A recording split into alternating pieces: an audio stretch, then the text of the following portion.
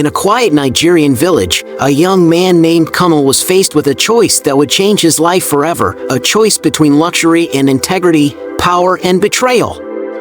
He was smart, charming, and hungry for success, but his dreams of wealth seemed as far away as the stars.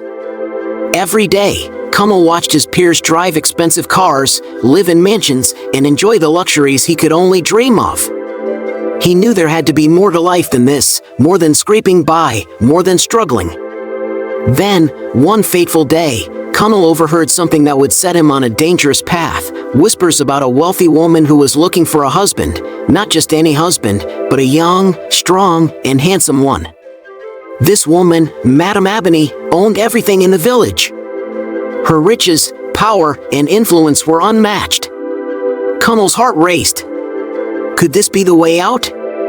The ticket to a life of comfort and wealth? But what he didn't know was that getting everything he ever wanted would require him to give up something far more valuable, his very sense of right and wrong.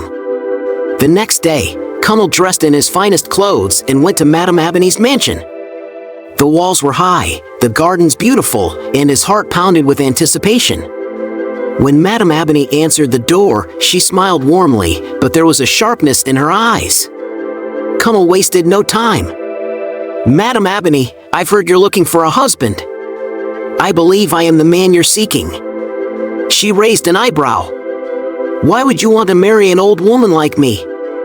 Kamal faltered but quickly recovered, flashing his trademark charm. "It's not just your wealth that attracts me. I see a wise and strong woman who could teach me. Together, we can build something greater." Madame Ebony studied him briefly before responding, "Very well, Kamal. I will consider your proposal, but you must prove yourself worthy." Excited but nervous, Kamal left, determined to prove he was more than just a handsome face. The next morning, Kamal returned to Madame Ebony's mansion, eager for the challenge ahead. Her housekeeper, Mama Yei, led him to Madame Ebony, who was ready with his first task. "Take this basket of food to my workers at the farm," Madame Ebony instructed. "It's a simple task, but I need to see if you can follow through." Kamal hesitated. Was this a test?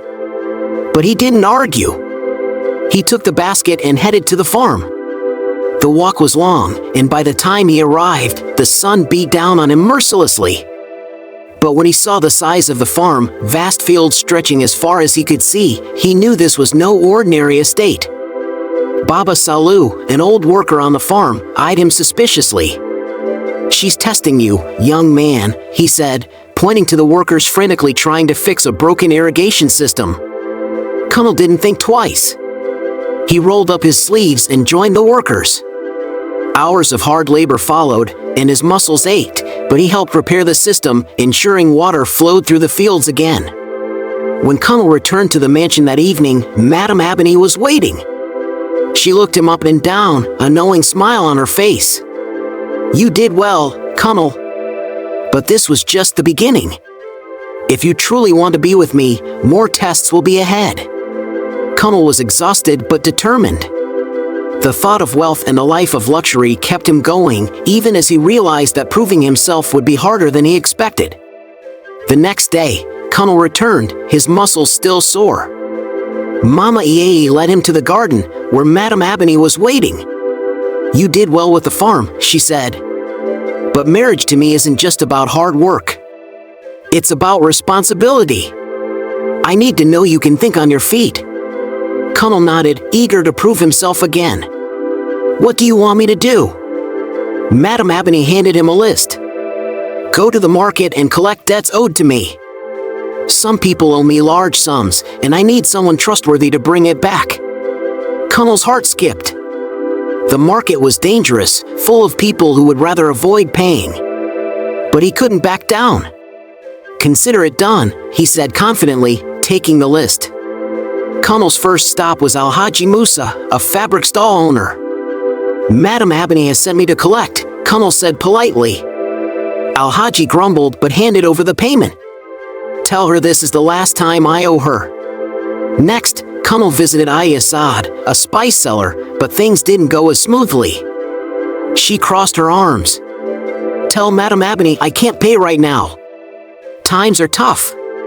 Kunal paused, remembering Madame Abney's advice to use his charm. Maybe we can settle part of it now, and you can pay the rest later? But Assad wasn't having it. Not a chance. Kunal backed off, deciding to try again later. He continued his rounds, collecting money from some but leaving others with promises to pay soon. By the end of the day, Kunal had gathered a respectable sum, but not everything.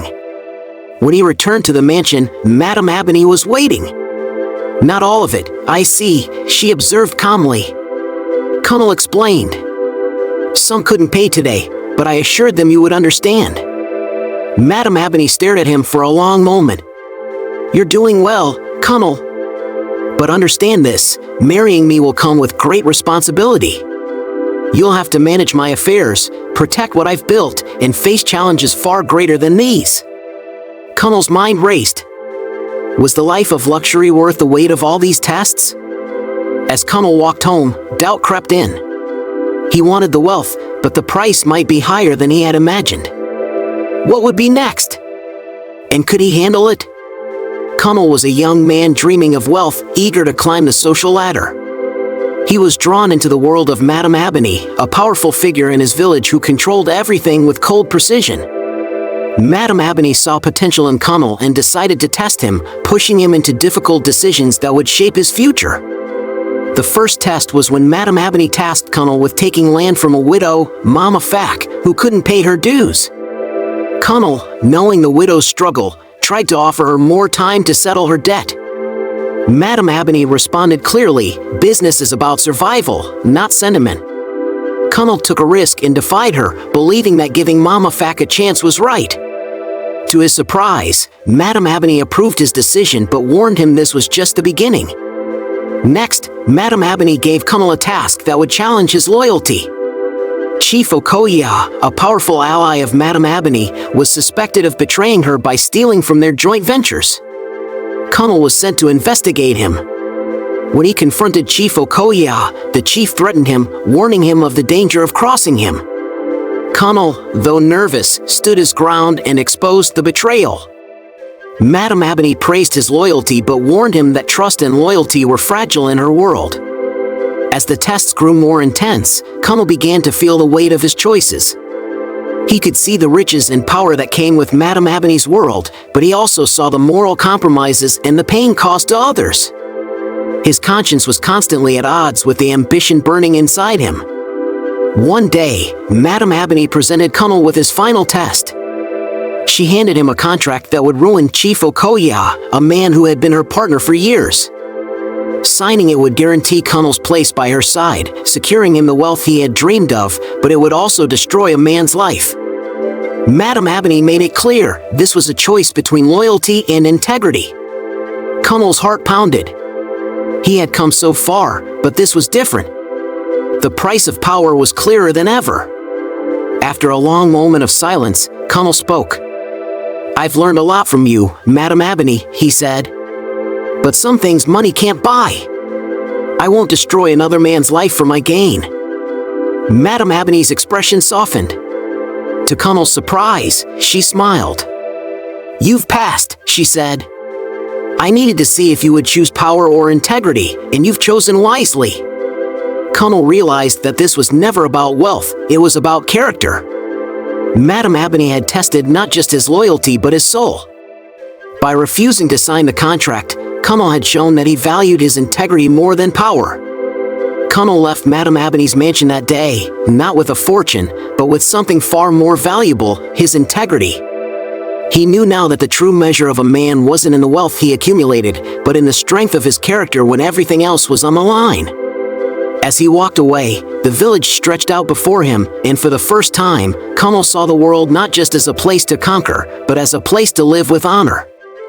Moral, wealth and power may come easy to those who are willing to compromise, but true strength lies in the ability to stay true to your values, even when the world tempts you to betray them. The real victory is not in what you gain, but in what you refuse to lose.